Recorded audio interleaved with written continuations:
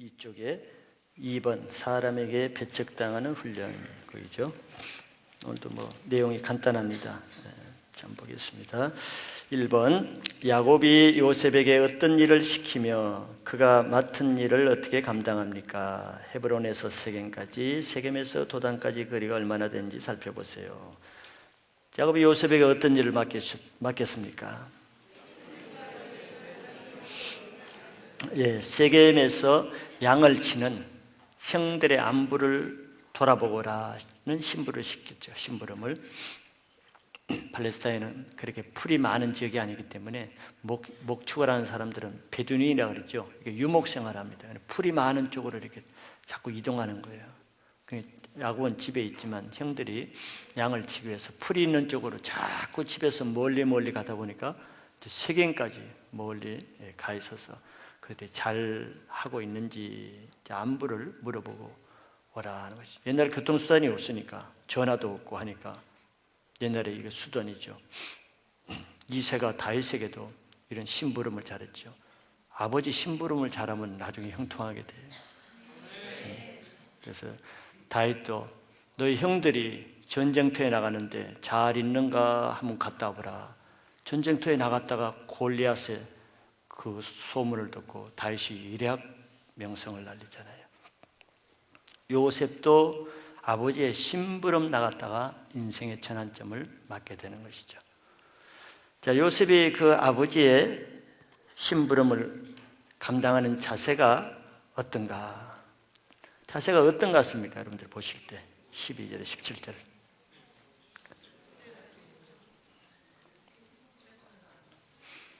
어디에서 여러분들이 성실이라고 하는데 어디에서 그런 모습을 볼 수 있죠? 어떤 대목에서?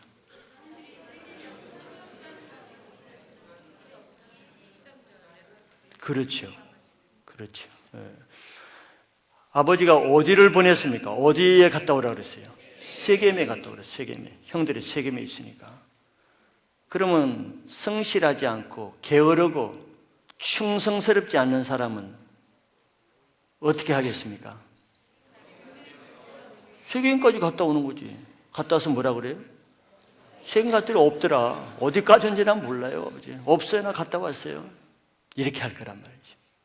일을 하기 싫은 사람은, 충성되지 않은 사람은 일만 하는 것입니다.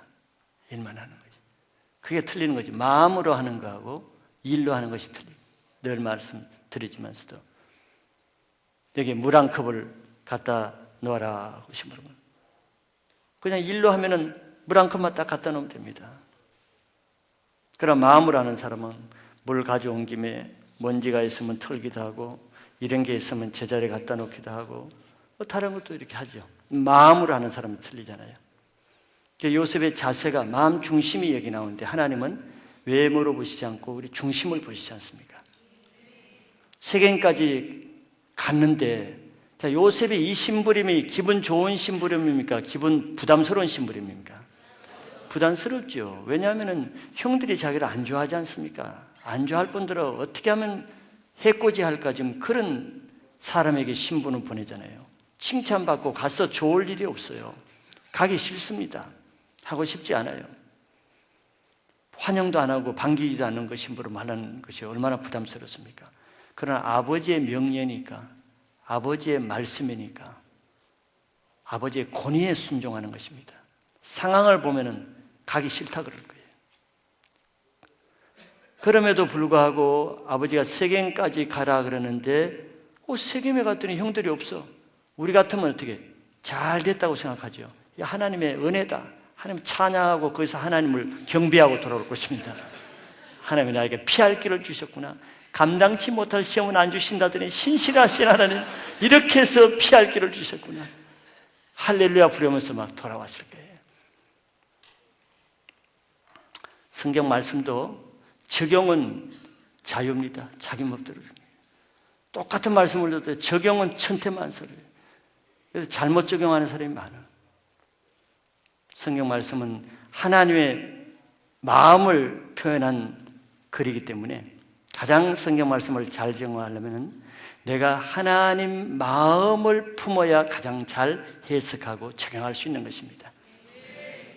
그러려면 내가 하나님을 사랑하고 하나님의 말씀에 순종할 마음을 가지고 하나님의 뜻을 기뻐하는 사람이라야 그렇게 되겠죠. 그러니까 하나님을 사랑하지도 않고 하나님을 위해서 살 마음이 없는 사람이 성경을 보면은 얼마든지 성경을 하나님께 안 순종할 변명거리로 얼마든지 적용하고 해석할 수가 있는 것입니다. 자기에게 아전인수교로 유리하게 해석할 수가 있는 거예요. 요셉도 충분히 그럴 수가 있는 거라 이 말이죠. 아버지의 심부름을 하기는 하되 그렇게 할 수가 있는데 요셉은 어떻게 했어요? 아버지의 마음을 채워드리고 아버지의 마음을 흡족하게 하는 쪽, 아버지 편에서 그 심부름을 감당하는 것입니다. 자기 입장이 아니고. 우리가 하나님의 말씀을 듣고 순종할 때는 항상 이런 마음이 있어야 되는 거예요. 히브리서 11장 6절에 믿음이 없이는 그를 기쁘시게 할 수 없느니라, 그런 말씀도 있고, 또 로마서 8장 7절에는 어떻게 육신에 속한 자는 하나님 말씀을 굴복하지 아니할 뿐더러 굴복할 수도 없느니라 그랬잖아요. 하나님 마음을 생각하면서 이렇게 하지 않으면 하나님께 굴복할 수도 없습니다. 그런데 요셉은 세겜에 갔더니 물었죠. 주위에 있는 사람들, 우리 형들이 여기 있을 텐데 형들이 어디 갔습니까? 뭐 관심 없으면 묻지도 않을 것입니다. 자기를 미워하는 그 형들에 대해서 뭐 물어볼 마음이 나겠습니까? 네, 물어봤어요. 그랬더니 수소문한 결과 도단으로 갔다는 얘기를 들었어요. 근데 도단은 거기서 또 상당히 먼 거리입니다. 그가 형들을 정말 미워하는 마음이었다면 세겜에서 도단까지 간다는 것은 쉽지가 않습니다. 또한 아버지의 마음, 야곱의 마음을 채워드리고 아버지의 마음이 어떤가를 채워드리려는 동기가 아니면 도단까지 갈 이유가 없습니다.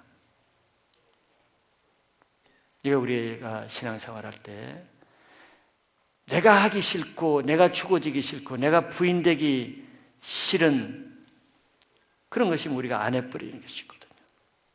하나님이 아무리 원한다 해도 내가 손해보고 내가 마음 안 내키면 안 해버리는 사람이 있지 않습니까? 하나님 마음을 따라 말씀도 듣고 섬기기도 하고 봉사를 하는 것이 아니라 주가 자기를 위해서 하는 것입니다. 요셉에서 우리는 그런 신앙의 자세를 배울 수가 있는 것이죠. 이것이 하나님 앞에 가져야 되는 우리 그리스도인들의 자세입니다. 하나님의 심부름꾼이잖아요. 우리 사역자들, 우리 일꾼들은 하나님의 심부름을 하는 사람의 자세. 그건 우리 이미 앞에 누구를 통해서 잘 봤습니까? 아브라함의 종을 통해서 잘 봤잖아요. 아브라함의 종을 통해서 똑같은 것입니다. 아브라함의 종은 자기를 위해서는 리브가를 만나서 한 열흘쯤 쉬어가라는 말이에요. 쉬어가야지, 자기를 위해서는. 그런데 왜 그 다음날 그렇게 서둘러서 갑니까? 내 주인 아브라함이 얼마나 목이 타게 기다릴까? 아브라함이 얼마나 궁금해할까? 자기 주인의 마음을 채워주기 위해서 자기는 그 다음날 가면 피곤하고 힘들지만 주인 때문에 자기 쉬는 것을 포기하고 빨리 가는 것입니다. 자기를 위해서가 아닙니다. 아브라함의 종의 자세가 하나님에 대한 자세라면. 근데 오늘 하나님께 쓰임받는 종들은 또 요셉을 통해서도 나타나는 거죠. 그런데 헤브론에서 세겜까지, 세겜에서 도단까지 거리가 얼마인지 여러분들 뭐 지도 있으면 대충 나오는데 학자들에 의하면은 헤브론은 야곱의 집이죠. 헤브론에서 세겜까지 거리가 70km나 됩니다. 70km나 돼요. 팔레스타인 지역은 광야이기 때문에 평탄한 길이 아닙니다. 뜨겁고 산길입니다. 우리가 어릴 때 수학여행을 가고 소풍 가고 그러면은 한 60리길, 70리길을 하루에 걸었거든요. 60리길, 70리길. 그러니까 평탄한 길이 아니란 말이에요. 산 넘고 물 건너 이렇게. 70km 같으면은 몇 리입니까? 한 180리 되지요. 리수로 따지면 180리 같으면 며칠 걸리겠습니까? 2, 3일 걸립니다.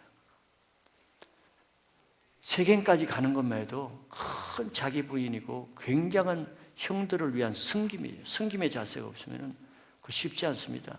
도체라 쌓아가지고 계속 걷기만 해가지고 강도의 위험과 짐승의 위험과 더위의 위험과 거기까지 가기는 쉽지가 않아요. 헤브론은 이 남쪽 더운 지방이거든요. 그렇게 고생해서 가는데 형들이 없었어요. 얼마나 힘들겠습니까? 그런데 세겜에서 도단까지는 몇 킬로냐 하면은 또 24킬로입니다. 한 60리 길, 하루길이 돼요. 광야길로는 하루길이 됩니다. 적은 거리가 아니죠. 이게 요셉의 중심이 나타났습니다.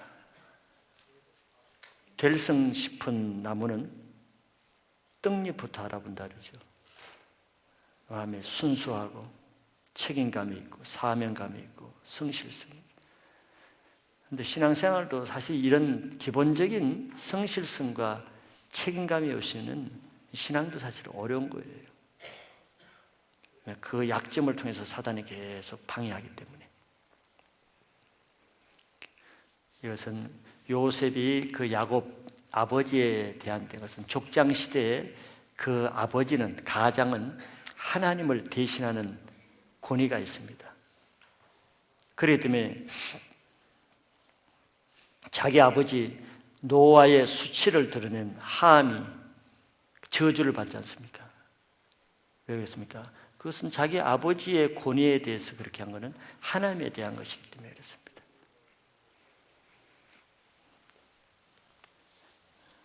우리는 여기서 요셉이 아버지에 대한 그 자세를 통해서 그리스도인이 하나님에 대한 그런 자세를 배울 수가 있는 것입니다. 2번 넘어가서 요셉을 본 그의 형들이 어떻게 반응합니까? 그렇죠? 자, 드디어 요셉이 그 어려운 참 자기 부인을 하고 형들을 위해서 힘들게 그의 백리길을 온 것입니다. 그러면 상식적으로 형들을 봐도 요셉이 누구 때문에 오는 겁니까? 자기들 때문에 오는 것인데 얼마나 참 기특하고 고마운 일입니까? 근데 형들이 그렇게 고생해서 간 요셉에게 대하는 반응은 어떤 반응을 보였습니까?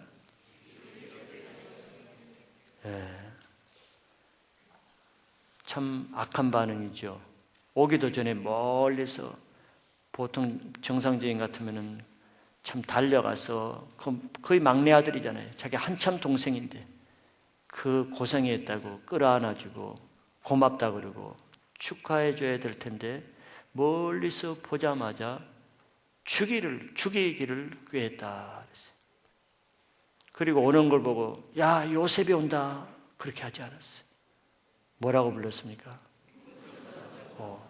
이름을 안 불러. 저 꿈꾸는 자가 온다. 그 꿈을 얼마나 미워했으면은 요셉의 꿈이 얼마나 상처가 되고 괴로웠으면은 요셉을 보는데 동생이 온다 그러지도 않고 요셉이 온다 그러지 않고 저 꿈쟁이 온다. 형들의 마음이 나타나는 거죠. 그들은 요셉의 꿈을 인해서 요셉을 시기하고 용납하지 못하는 그 문제가 아직 해결되지 않는 것입니다. 영적으로 해결되지 않은 문제는 시간이 간다고 저절로 절대 해결되지 않습니다. 용서하지 못하고 풀지 않은 문제는 기억에서 사라질 수는 있어요. 우리 기억에서. 왜? 기억하기도 싫기 때문에. 그러면 어디로 없어집니까? 아니, 그러면 더 나쁜 데로 그것이 숨어 들어갑니다. 잠재의식과 무의식 속으로 숨어버리면 이제 더 골치 아파요. 더 골치 아픕니다. 너무 많은 상처와 그 용서하지 못한 것과 복수심이 계속 기억하면 너무 괴롭기 때문에 없는 것으로 잊어버리고 없는 것으로 해버린 거예요. 너무 상처가 생각만 해도 상처가 심해요. 그러면 의도적으로 자기가 피하면은 그것이 없어져요? 달아나요? 아닙니다, 여러분들. 이제 무의식, 잠재의식 속으로 깊이 구정물 통에 콩나물 머리가 그 밑으로 들어가서 위에서 봐서는 안 나타나듯이 그러나 없어진 것이 아닙니다. 무의식적으로 잠재의식에 들어간 그것은 어떻게 표출됩니까? 이유 없이 자기도 알지 못하게 표출이 되는 것이죠. 괜히 화를 내고 별것 아닌데 성질을 내고 어떤 때는 과민한 반응을 보이고 예민해지고 갑자기 우울해지고 갑자기 폭력되게 되고 평소에는 안 그런데 까닭없는 저주가 없다 그러죠. 잠언서 26장에 저주는 우리의 그런 문제는 참새가 떠돌아다니고 제비가 날아가는 것처럼 우연히 일어나지 않는다 그랬어요. 그런 저주는 그런 반드시 근원이 있단 말이지. 성경은 그래서 계속 강조하는 것이 어떻게 용서를 70번에 7번씩이라도 용서를 강조하는 것입니다. 상처가 어디서 생깁니까, 여러분들? 상처가 정말 억울해서 상처가 생깁니까? 물론 상처가 생길 수도 있습니다.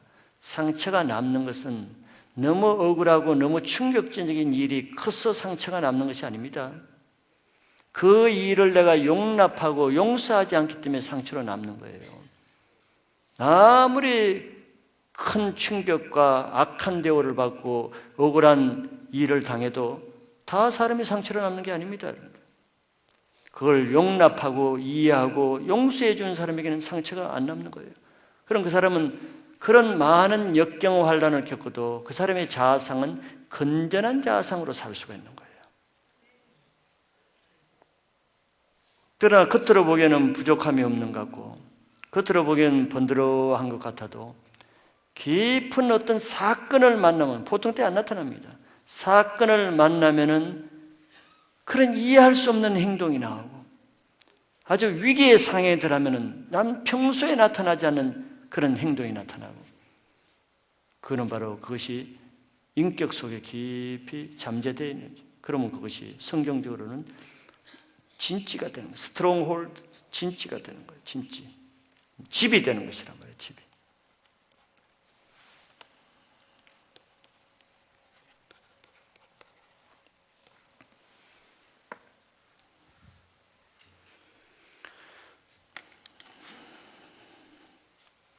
이거는 세월이 간다고 없어지는 게 아니에요. 그래서 여러분들이 이거는 쉽지 않지만서도 사람으로서는 사람은 드러내기 싫어해요. 이 상처 아픔을. 그러나 여러분들이 하나님께 헌신되고 말씀에 순종하려고 해서 기도하면은 어느 순간에 기도에 깊이 들어가면 자기는 원치 않은 너무너무 괴롭고 드러내기도 싫고 기억하기도 싫고 타집하기도 싫어. 꼭꼭 숨어라 머리카락 보인다 막 감춰내요. 그러나 성령이 강권적으로 예배 때 어떤 말씀이 오는데 자기가 잊어버리고 생각도 하지 않는 그것을 찔러내고 기도하는데 나도 모르게 막 통곡이 나면서 속에 있는 것이 나오기도 하고 성령이 나를 간타해서 새카맣게 잊어버리고 기억도 안 나는 10년 전, 30년 전의 사건들이 올라오고 그때 치유가 되기 시작하는 거죠. 진지가 파괴되는 거예요. 그때부터 그 사람이 근본적으로 바뀌지요. 그걸 놔두는 데는 항상 한계가 있습니다. 항상 사건만 나면 본색이 들어가는, 나쁜 말로 본색이 들어가는 거예요. 그 사람 실체가 들어가는 거예요.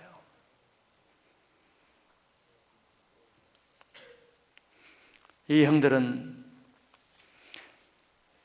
요셉이 어떻게 했든 간에 형들은 요셉과 묶인 문제, 요셉을 용서하지 못하는 문제가 있으면 그 형들은 평생 악한 독으로 계속 그렇게 쓰이게 됩니다. 왜? 그 죄거든요. 용서하지 못한. 그러면 그걸 누가 씁니까? 마귀가 그걸 쓰는 것입니다. 사단에게 회방거리 빌미를 주기 때문에 합법적으로 쓰는 것이에요.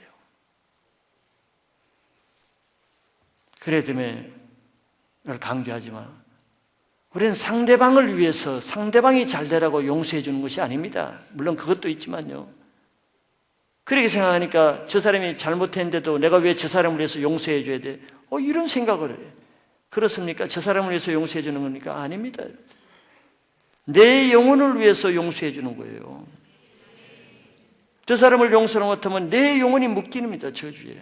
그러면 내 영혼이 풀어지기 위해서는 저 사람을 용서해 줄 때 내 영혼이 축복을 받는 거예요. 방주는 나를 위해서 짓는 것입니다. 다른 사람을 위해서 짓는 것이 아니에요.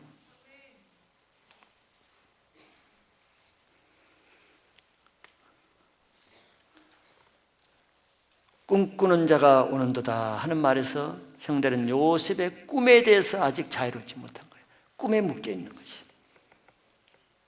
자기들이 동생에게 절하고 동생에게 굴복한다는 이 자존심이 화가 나서 견딜 수가 없는 것입니다. 그래서 그들이 드디어 어떤 반응을 합니까? 20절에 보니까 그를 죽이기 위해서 구덩이에 파묻으려고 하는데 그를 죽이려고 하는 가장 큰 동기가 뭡니까? 왜 죽이려고 그러죠?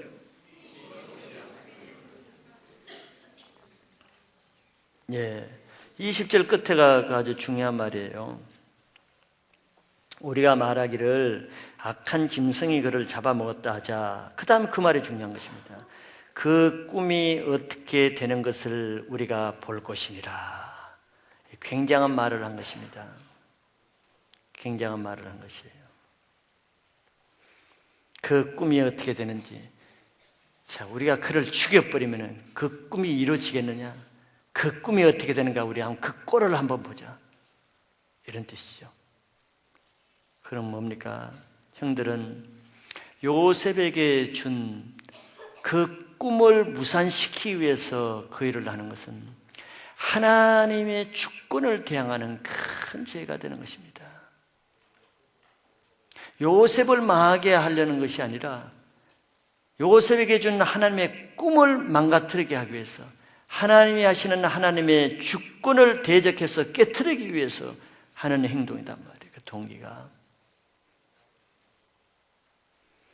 시기와 살인의 마음은 항상 하나님의 주권을 인정하지 못하는 데서 나온다고 제가 지난주에 말씀드렸죠. 그 실체가 이렇게 드러나는 것입니다. 하나님이 준 꿈이 이루어지지 않고 그것이 좌절되게 하기 위해서.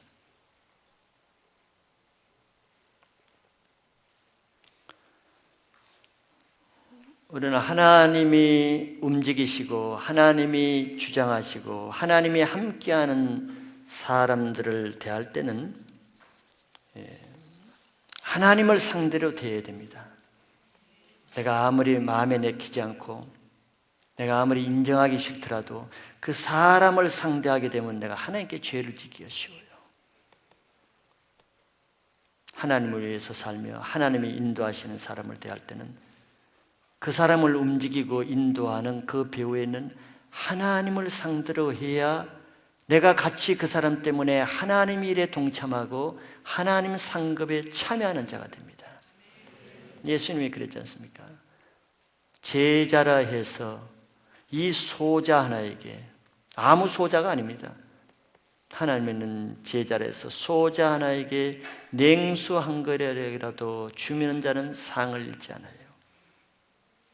선지자 이름으로 선지자이기 때문에 하나님이 쓰는 사람이기 때문에 선지자를 대우하면은 그 사람은 하나님을 직접 섬기는 것은 아니지만 선지자를 대우하는 그 상을 얻게 될 것이라는 것이 예수님의 말씀이 같은 것입니다.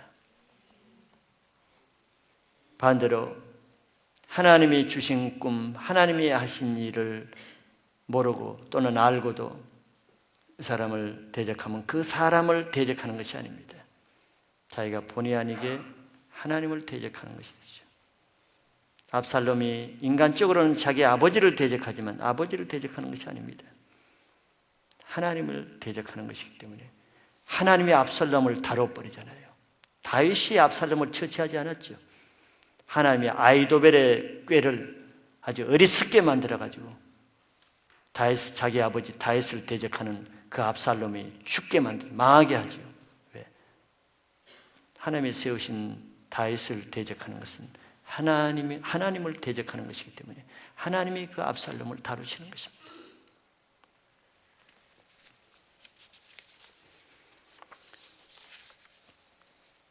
그래서 하나님은 빌라도가 예수님을 십자가에 못 박을 때도 친히 빌라도의 아내에게 꿈을 통해서 미리 예언을 줬습니다.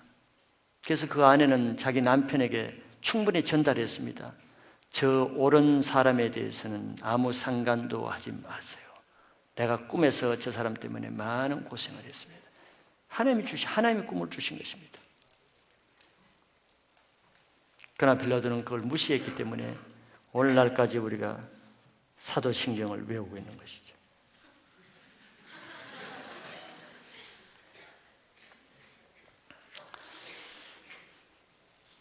(3번) 르우벤이 요셉을 위해서 어떤 제안을 했으며 형들이 요셉을 어떻게 했습니까?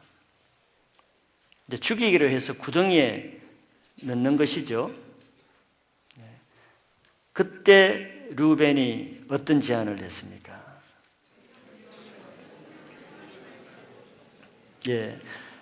요셉을 구하려고 했죠. 르우벤은 장남입니다. 아무래도 장남은 아버지에 대한 그 책임감이 있기 때문에 자기에게 책임이 돌아오기 때문에 옛날에는 다 동생들에 대한 책임은 장남이 지는 그런 시대였죠. 르우벤은 그런 책임 때문에 자기 동생이 밉지는 하지만 죽이기까지는 하지 말자. 그러면 자기 아버지가 자기에게 다 책임을 던질 것이기 때문에 그래서 요셉을 죽이지는 말고 무리에 없는 그 구덩이에 던질 것을 제안합니다. 옛날에는 이 구덩이를 감옥으로 대신 쓰기도 했어요. 성경에 그런 데가 나오죠. 누가 그 감옥에 들어갔습니까? 기억 안 나요? 예레미야가 감옥에 들어갔잖아요. 근데 밧줄로 달아서 물 없는 구덩이에 넣어가지고 고생의 떡을 넣어 떡만 먹고 살만하게 내려다주고 감옥 못 빠져나오니까 그런 식으로 물 없는 구덩이에 가둬놓자 말이지. 그런 제안을 했습니다. 그리고 그 형제들이 르우벤의 말을 듣고 요셉의 채색 옷을 벗기고 구덩이에 던져넣었죠. 지난 시간에도 제가 말씀드렸지만 채색 옷을 벗긴다는 것은 아버지가 요셉에게 준 권위, 옷은 권위의 상징이라 그랬죠. 야곱이 요셉에게 준 그 권위를, 특권을 빼앗는 행위인 것입니다. 그러니까 형들은 자기 아버지 야곱의 권위를 거스르는 행동이에요. 요셉과 대조적이죠. 요셉은 아버지의 권위를 순종해서 세겜에서 도단까지 간 데 비해서 형들은 아버지가 그 아들을 사랑해서 준 채색 옷을 뺏고 구덩이에 던지는 것입니다. 아버지에 대한 태도입니다. 요셉은 아버지의 마음을 기쁘게 해주기 위해서 그렇게 했는데 이들은 요셉을 죽이는 데 그치지 않고 요셉을 죽인다는 것은 요셉을 사랑하는 아버지의 마음을 상하게 하고 아버지의 마음을 괴롭게 하는 것이죠.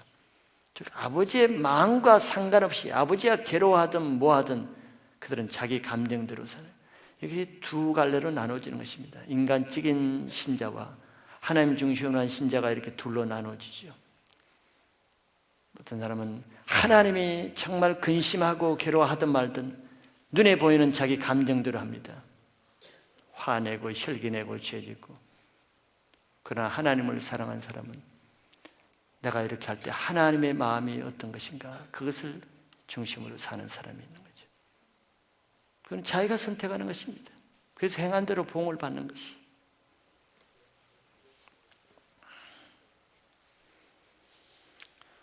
그래서 이 감옥이라는 것은 거기에서 구덩이에 던져놓으면 먹을 것을 안 주면 저절로 굶어 죽는 것입니다. 그런 식으로 형벌을 지금 주는 거예요. 구덩이에 던진다는 것은. 4번 요셉에 대해 유다가 어떤 제안을 하며 그에 따라 요셉이 어떻게 됩니까? 르우벤의 반응이 어떠합니까? 유다가 어떤 제안을 합니까?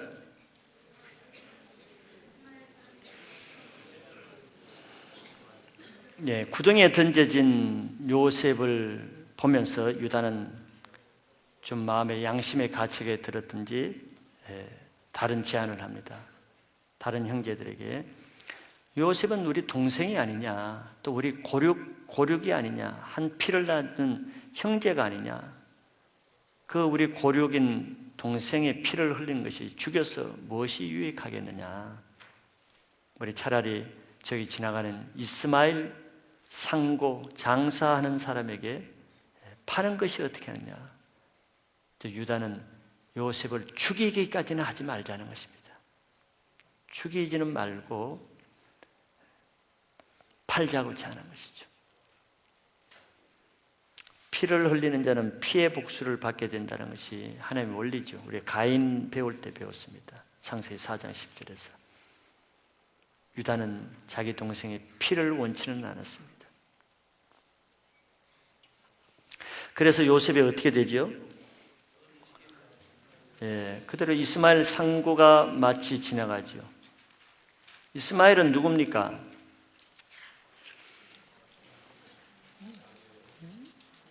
야곱의 서자지요? 아니, 아브라함의 서자지요?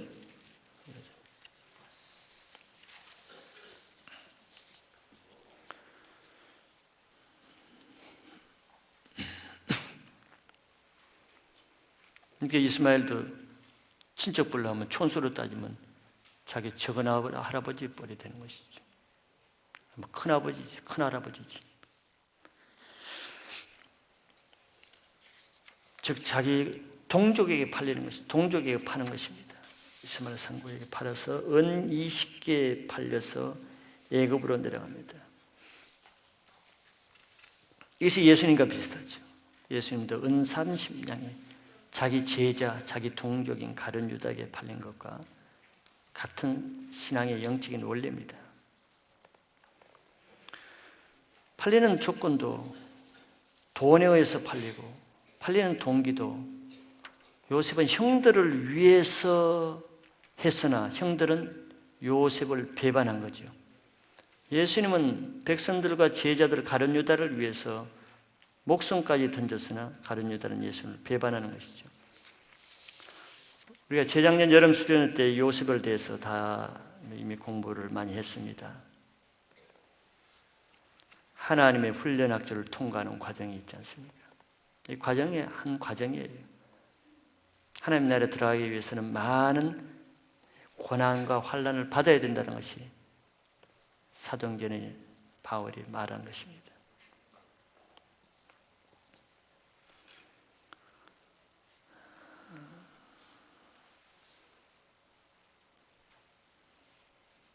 여러분들이 핍박을 누구에게 받는가 보세요. 여러분들 상관없는 사람에게 핍박받고 고난받지 않습니다. 그렇죠? 대부분 여러분들이 굉장히 사랑하고 또 여러분들이 굉장히 헌신하고 도움을 주고 섬겨준 사람에게서 핍박을 많이 받습니다. 이게 시편 41편 9절이죠. 내 떡을 먹은 자가 내 발꿈치를 든다. 형들을 위해서 살 때 그 형들로부터 배반을 받는 것이죠.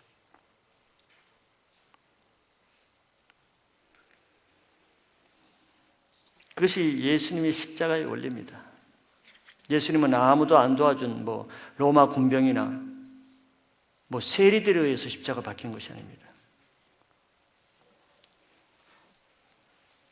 자기 아버지 집에 성전을 맡겨두면서 대대로 대제사장 직분도 주고 많은 혜택을 받은 그런 종교인들에 의해서 십자가에 못 박히고, 더더구나 3년 동안 먹여주고 재워주고 훈련시켜주고 돈깨를 맡겨서 모든 지혜까지도 둔 자기 제자로부터 배반을 당하는 영적인 원리이죠.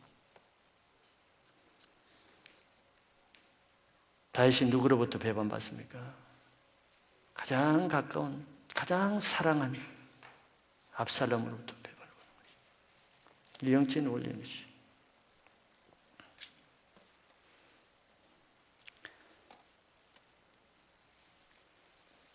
그러나 여러분들이 아셔야 될 것은 로마서 8장 28절에 하나님의 사랑하는 자, 그 뜻대로 부르심을 입은 자들에게는 모든 것이 합력하여 선을 이루느니라. 이게 하나님 또 원리예요. 하나님 원리. 우리 인생의 전환점은 무엇을 통해서 되느냐? 사건을 통해서. 사건이라는 게 참 중요한 거예요. 이벤트, 사건. 사건을 통해서.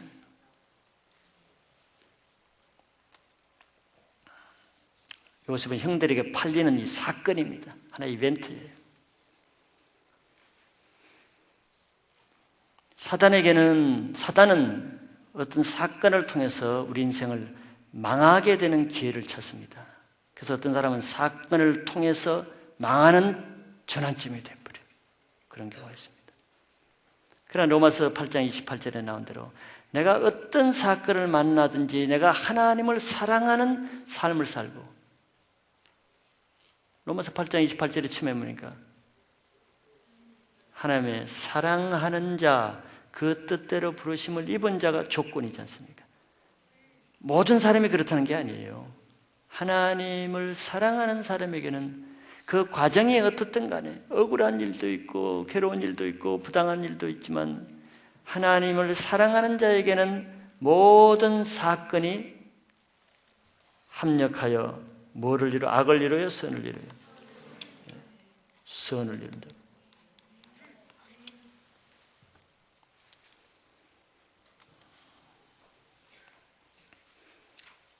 우리가 지나놓고 결과적으로도 봐도 형들은 요셉의 꿈이 무산되기 위해서 팔잖아요. 그렇죠? 안 이루어지고 깨져버리기 위해서. 근데 하나님 편에서 보면은 형들이 악한 용도로 무산되게 한 그 악한 사건이 꿈을 이루는 조건이 되죠. 얼마나 놀랍습니까? 인간적으로 보면 너무 억울하고 이제 꿈이고 뭐고 다 걸러먹었다. 애굽에 팔려가는 이 신세가 무엇이 되겠는가? 인간적인 사람은 그렇게 낙담하고 좌절하죠. 그런 것이 아닙니다. 이게 하나님의 놀라운 일이에요. 하나님은 후세의 어리석은 전략이잖아요. 후세가 다윗을 살리기 위해서 이치에 맞지 않는 전략을 한 것이거든. 후세는 당신의 아버님 용장이기 때문에 지금 벌써 나룻배를 건너갔고 같이 있지 않고 혼자 숨어 있을 것이다. 근데 사실 안 그랬거든요. 아히도벨의 말을 듣고 쳤으면 다윗은 그때 죽는 것입니다. 그러나 하나님은 후세의 어리석은 전략을 쓰시는데 어떻게 하겠어? 형들이 아무리 악한 방해를 해도 하나님은 그걸 선으로 바꿔 쓰시는데야 사람이 어떻게 하겠냐고. 우리는 이런 하나님을 믿어야 돼요.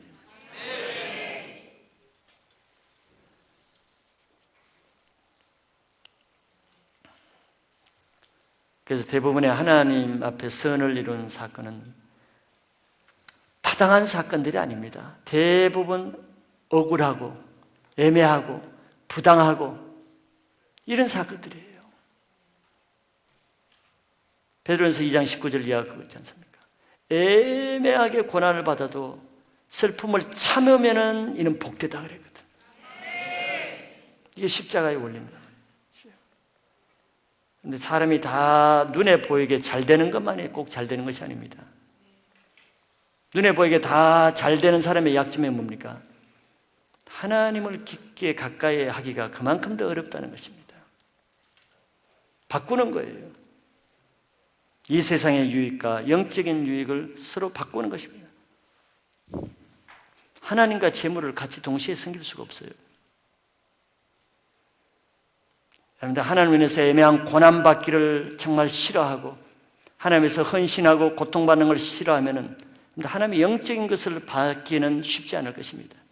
하나님의 영적인 것은 십자가를 통해서 주어지는 것이 대부분이지, 이 세상 편하면서 영적인 충만을 얻겠다, 이런 것은 성경 어디에도 나오지 않습니다.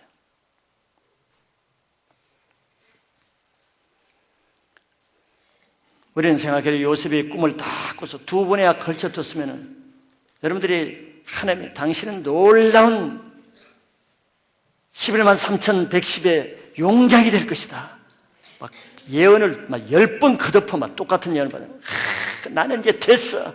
문제 없다. 근데 그 다음 날부터 완전히 직장도 떨어져 나가고 완전히 집에서도 쫓겨나고 그런 일이 허다하지 않습니까? 비전을 받았다 해서 그 비전이 저절로 이루어지지 않죠. 그런 큰 비전을 이루기 위해서는 큰 훈련이 필요하기 때문에 그런 것입니다. 금요 철야 때 보았듯이 내 그릇이 클수록 큰 준비가 필요한 것입니다. 조그맣게 대충 찰싹거리는 신앙을 하려고 그러면 뭐 그 정도 해도 돼요. 누구는 그렇게 못해서 하는 것이 아닌 것입니다. 모세를 꼭 80년 동안 훈련시켜야 되겠어요? 조금만 자기 가족 하나 구원할 것 같으면 한 8년만 훈련시켜야 되는 것입니다. 그러나 베레발 맨날 돌로 치려고 하는 베레벨 사람 200만 민족을 리더하려고 그러니까 80년 훈련이 필요했을 뿐이지.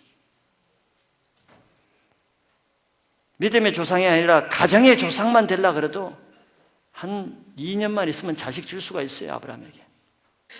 그러나 믿음의 조상이 되려고 하니까 25년 동안의 애간장 태우면서 훈련을 시키는 것입니다.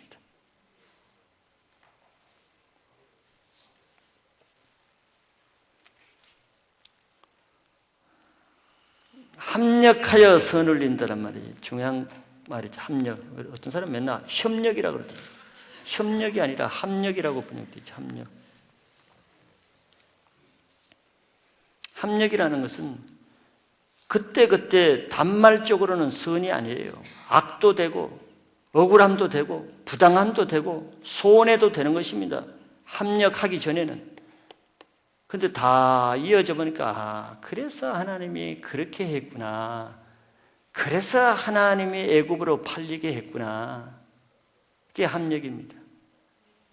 그러니까 그때 합력이 아닌 것을 보고 여러분들 판단하고 하나님 원망하고 도망가고 그런 하나님은 내가 안 믿겠다. 그런 하나님을 만으로 여기는 말을 하면 안 되겠죠. 하나님 합력해서 선을 이루는 것입니다. 요셉의 형들이 아무리 하나님이 인도하는 요셉의 인생을 망가뜨리려도 형들 마음대로 되지 않습니다. 요셉은 하나님이 붙잡고 있는 사람이에요. 그 비전 있는 사람이 크게 강하다. 하나님이 나에게 비전을 주시고 꿈을 줬으면 그 사람은 하나님께 붙들려 있기 때문에 사람이 아무리 해코지를 내쫓아도 그거는 하나님의 뜻을 이루는 지름길이 되는 것입니다. 절대 그것 때문에 내 비전이 더디지 않습니다.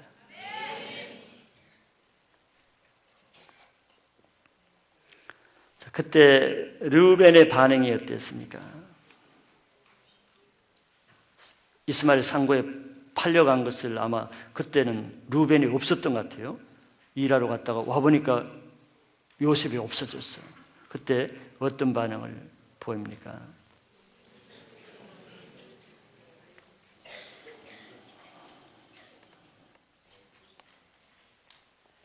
예, 그는 아주 굉장히 고통스러워했지. 자기 옷을 찢고, 이거는 슬픔을 표시하는 것이 자기 옷을 찢고 아이가 없어졌다. 나는 어디로 가야 되는가? 자기 아버지 볼 면목이 없다는 거죠.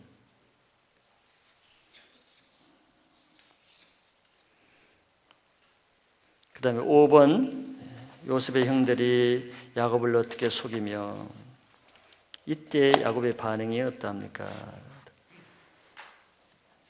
형들이 이제 야곱에게 집으로 돌아갔죠. 돌아가서 야곱에게 어떻게 말합니까? 어떤 행동을 취했죠?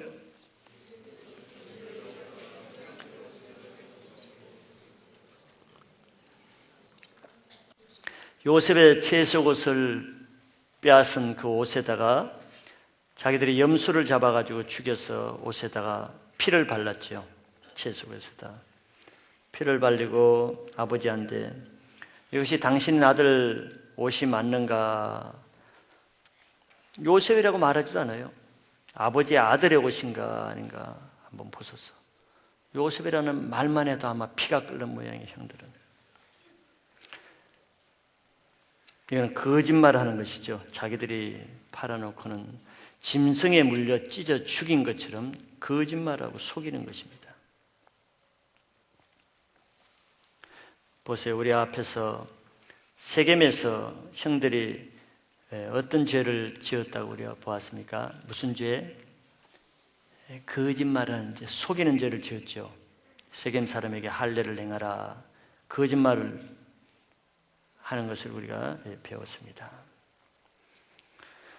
거짓말하는 그 죄를 회개하고 끊지 않는 이상은요, 저절로 없어지지 않습니다. 거짓말하는 사람이 계속 거짓말하지, 거짓말 안 하는 사람이 계속하지는 않습니다. 한 번씩은 하더라도. 즉 습관적으로 거짓말하는 거하고 그렇지 않는 거하고는 틀린다는 것입니다. 계속 거짓말하는 것은 그 속에 거짓의 영이 자리를 잡고 있는 것입니다. 습관적으로 거짓말하는 것은. 그런데 거짓의 아비가 성경에서 요한복음 8장 44절에 거짓의 조상이 누굽니까? 마귀라고 그러죠. 너희 아비 마귀. 거짓의 아비요. 거짓말이 어디서 나온다는 것입니까? 마귀로부터 오고 마귀에 속한 사람이 거짓말을 하는 거예요. 그러니 형들이 왜 요셉을 그렇게 미워할까요?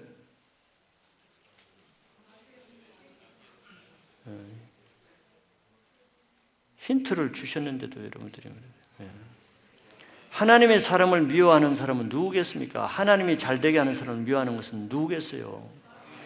마귀에 속한 사람일 뿐이죠. 마귀, 하나님의 일을 대적하고 하나님의 사람을 대적하고 하나님의 꿈이 이루어지는 것을 반대하는 것은 마귀가 하는 것입니다. 그런데 형들이 마귀에 속했다는 것은 바로 마귀의 습성인 거짓말을 하고 속이고 용서하지 못하고 미워하고, 이건 다 마귀에게서 나온 것이잖아요. 그러니 마귀에 속했으니 하나님께 속한 요셉을 좋아할 리가 없는 것이죠. 미워할 수밖에 없는 것이죠.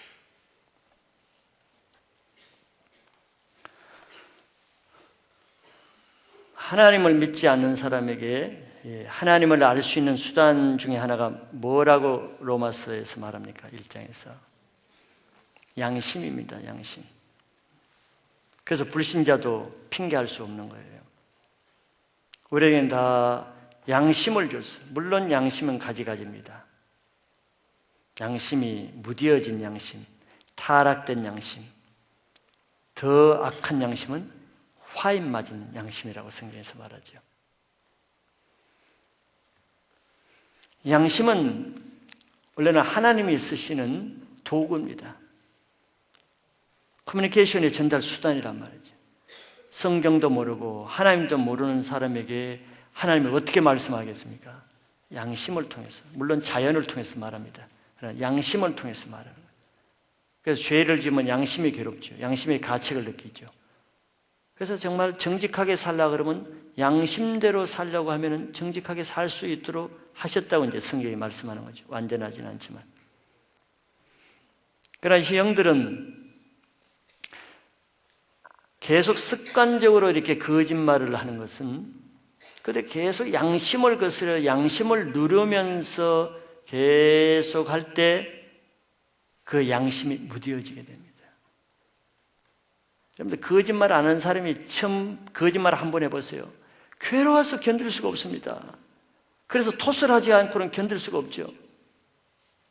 양심이 깨끗한 사람입니다. 금방 용서를 구하고 양심 바르게 회복해야 사지, 안 그러면 괴로워서 견딜 수가 없어요. 그러나 양심이 많이 무뎌지고 타락된 사람은 그보다 훨씬 더 거짓된 행동을 하고 말을 하는데도 아무 양심이 가치가 없습니다. 가치가 없는. 지금 형들의 모습이 좀 그런 것이죠. 세겜에서 할례 사건에 의해서 거짓말을 해는, 그것이 회개하지 않으면 이제는 살인죄, 사람을 죽이는 일은 죽였다고 이렇게 거짓말하는 이런 죄까지도 양심에 걸리지 않습니다. 바늘도둑이 소독되는 거죠.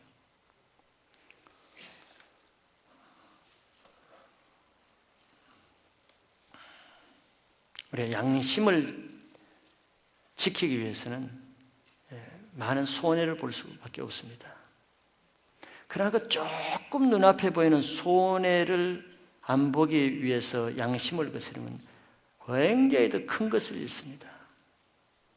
양심이 자꾸 양심을 거스르는 행동을 자꾸 교통신호를 자꾸 어기면은 신호 여러분들 뭐 범칙금 4만 원 나오는 거 그거 별 문제 아닙니다. 그보다 큰 문제는 양심을 조금씩 지금 거스려가는 그것이 4천만 원 사학원보다도 더 큰 문제인 것입니다. 돈 문제가 아니에요.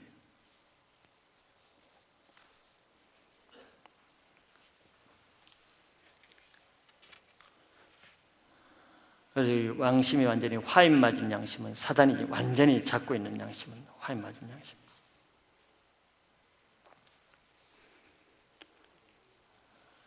그래서 다윗은 바세바를 범하고 나서도 가장 두려워했던 것이 다른 어떤 것도 아니고 하나님의 신이 내게서 떠나갈까 봐 정직한 영을 새롭게 해달라 이 기도를 간절히 한 것입니다.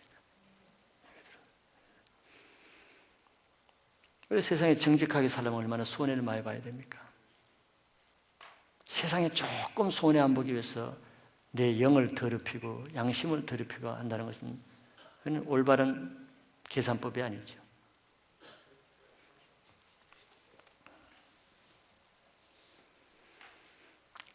사단에게서 나오는 그런 속성으로 살면은 우리는 원튼 원치 않든 교회에 있든 크리스찬이든 넌 크리스찬이든 알아야 될 것은 내가 장로든 목사든 집사의 직분을 갖든 사단이 나오는 방법을 하면은 나는 사단에게 속하게 된다는 걸 알아야 됩니다. 요한일서 3장 8절이 그 말씀이잖아요. 죄를 짓는 자마다 마귀에 속하나니 마귀에 속하나니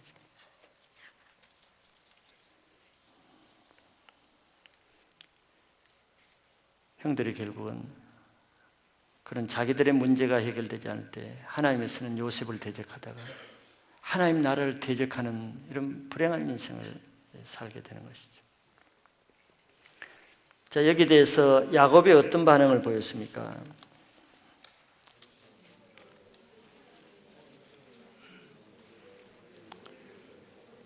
야곱은 참 너무 기가 막혔죠.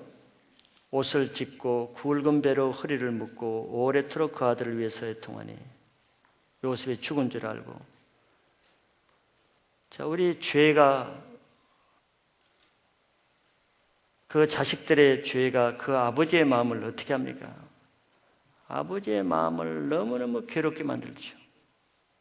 아버지의 마음이 내가 너무 슬퍼서 음부에 내려 아들에게로 가리라 할 정도로 아버지의 마음을 근심하게 할 정도가 아니라 가슴에 못을 박는, 바로 우리의 왕 대신 예수님을 십자가에 못 박는 그 죄가 이 죄인 것입니다.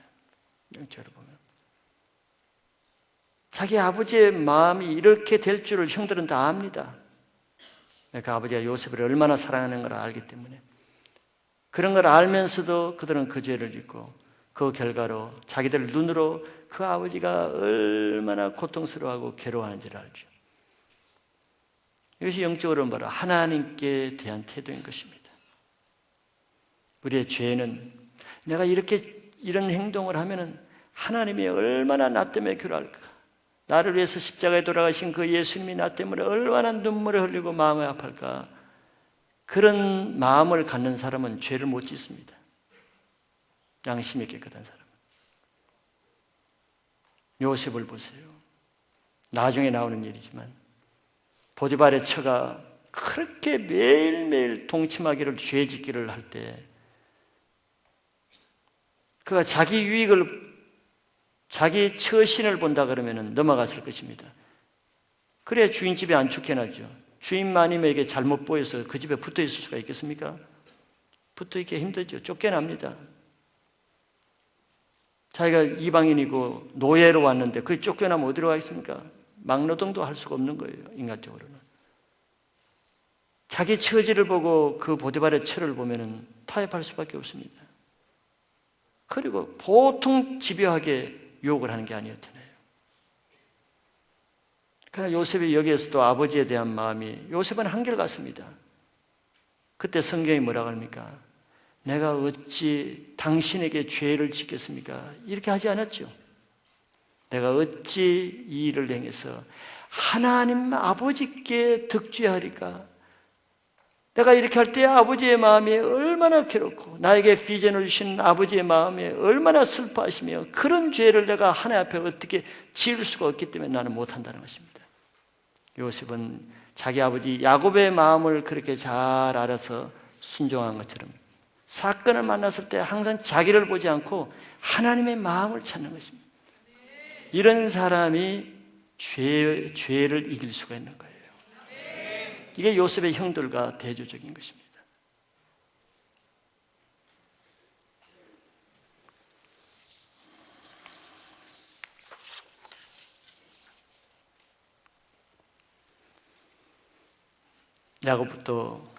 야곱은 과거에 젊었을 때부터 자기 아버지를 속이고 자기 형 에서를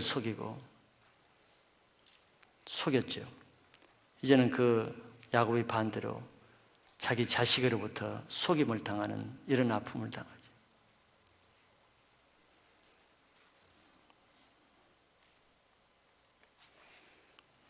신앙은 영적 싸움인 것입니다. 속이고 속고 영적 싸움. 마지막 6번, 형들에게 팔려진 요셉이 어떻게 됩니까?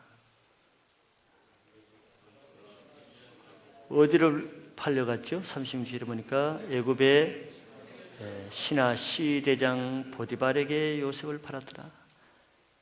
이게 하나님의 간섭하심이죠. 일국의 비서실장 같은 이런 높은 집에 상식적으로 보면은 자기 나라 사람을 쓰지, 애굽인들은 유목민들을 제일 멸시하고 싫어했다 그러죠. 이 출애굽기에 보면은 유목민들은 아주 하층 그 천민으로 여겼습니다. 또 경험도 없고 잘할 수 있는 아무 경력도 없는 이 요셉을 어떻게 이런 시대장 집에 팔 수 있습니까? 더구나 가장 큰 핸디캡이 뭡니까? 언어가 안 통한다는 것입니다. 통역이 안 되면 안 되는 일이다. 이게 하나님의 간섭하심이에요. 하나님이 안 하시면 이런 집에 팔려갈 수가 없습니다. 그냥 막노동하는 공사장이나 팔지. 형들은 요셉의 인생이 망하게 되기 위해서 통쾌하게 쾌자를 부르면서 팔았으나 하나님은 그 요셉을 보디발 애굽 바로 왕의 시대장 집으로 인도하신 거예요. 요셉 편에서 보면 인생의 패배요 실패요 잘못된 인생 같지만 하나님 편에서 보면 완벽한 프로세스, 완벽한 과정으로 지금 가고 있는 것입니다. 염려할 필요가 없어요. 그러니까 이런 것은 하나님의 주권을 인정하는 사람만 이 과정을 끝까지 마스터할 수가 있습니다. 이렇게 팔리는 것도, 형들의 미움을 받은 것도, 억울한 것도 하나님의 주권을 인정하면 이걸 감당할 수가 있죠. 그런데 형들처럼 하나님의 주권을 인정하지 못하면 죄를 짓게 되는 것입니다.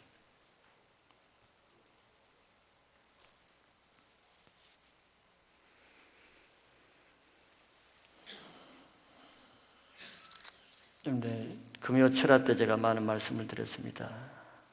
정말 하나님께 크게 쓰임 받는 사람은 그릇의 정도에 따라 훈련의 정도도 다르다는 말씀을 드렸습니다. 1층 건물을 지을 사람과 10층 건물, 100층 건물을 지을 사람, 하나님은 다르게 대한다는 것이죠. 모세를 대하고 아브라함을 대하고 다윗을 대하는 것이 다 틀리고 평범한 사람에게 대하는 것 같지 않잖아요. 남들은 고난의 길, 가시밭길 훈련을 얼마나 많이 받습니까? 미워해서 그렇습니까? 그릇이 다르기 때문에 그런 것입니다. 여러분들에게 정말 기가 막힌 어려운 기가 막힌 사건 속에 있습니까? 그럼 다른 말로 뒤집어 말하면 하나님은 여러분들에게 기가 막힌 계획을 가지고 있다는 말이 되는 것입니다. 실제예요, 여러분들. 실제란 말이에요. 여러분들 정말 이해할 수 없는 고난의 어려움을 갖고 있습니까? 하나님은 여러분들이 이해할 수 없는 계획을 가지고 있다는 뜻이 되는 것입니다. 요셉의 일생을 보면 그러잖아요. 지금 요셉에게 이해할 수 없는 기가 막힌 운명적인 일이 벌어지고 있잖아요. 그 말은 요셉에게 정말 기가 막히고 생각할 수 없는 인생을 계획하고 있다는 뜻이 아니겠어요? 그래서 내가 훈련받는 기간 동안에는 내 인생을 단정짓는 교만함을 범하면 안 됩니다. 내가 지금 이렇게 생각해. 하나님 나를 버렸을까? 그래. 내 인생이 뭐가 될까? 하나님이 나를 왜 이렇게 미워하고 나를 이렇게 쓸까? 이거는 어리석은 것이 아니라 교만한 자세입니다. 하나님이 나를 인도하시는 방법, 그 주권을 인정하지 못하는 거예요. 무슨 주권을? 하나님의 뜻대로 운행하는 것을 인정하지 않고 내 뜻대로 이렇게 내가 하나님이 이렇게 인도함 받아야 된다는 내 생각을 주장하는 것이죠. 이게 교만이야.